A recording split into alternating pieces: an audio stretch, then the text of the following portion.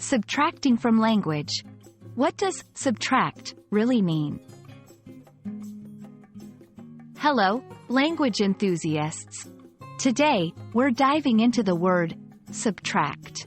By the end of this video, you'll understand its meaning and how to use it correctly in various contexts.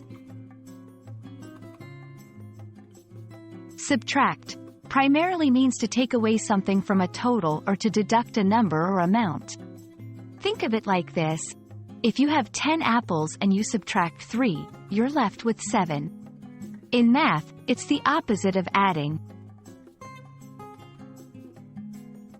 While subtract is often associated with math, it's also used in everyday situations.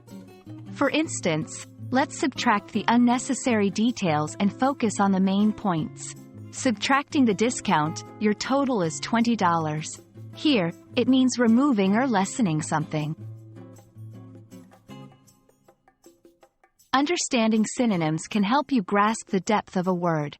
For subtract, synonyms include deduct, remove, take away, decrease. When you hear or see these words, they can often be used in place of subtract. Knowing the opposite of a word further clarifies its meaning. The main antonym for subtract is add.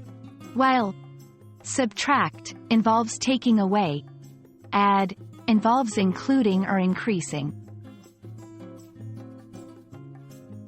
Subtract is a versatile word that goes beyond the realms of math.